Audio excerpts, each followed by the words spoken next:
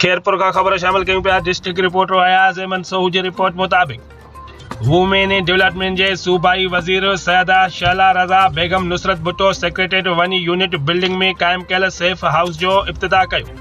उन मौक़े ते deputy commissioner doctor Sharjeel Noor जना, additional deputy commissioner Kabir Mohammad Shah, assistant director Tahir Korejo, women development in charge Hassan Kazim Junejo, ASP UT Faraz, ASP UT Paras Jakhrani, पाथे फाउंडर जी Zaneera Ashraf, social welfare officer Zulfiqar Galal, नामवर सहाफ़ी Shahid Nawaz Sial, safe house in charge Reshma ऐं ॿिया पिणु मौजूद आहे। उन मौक़े ते असिस्टेंट डायरेक्टर ताहिर कोरेजो आजियानो ॾींदे महिमाननि खे अजरक जा तोहफ़ा पेश कया। इब्तिदा वारी तक़रीब खे ख़िताब कंदे सूबाई वज़ीर वुमेन डेवलपमेंट सैयदा शैला रज़ा चयो त पाकिस्तान पीपल्स पार्टी जी क़यादत ऐं सिंध हुकूमत औरतुनि जे तहफ़ुज़ ऐं हक़नि जे लाइ कमु करे रही आहे।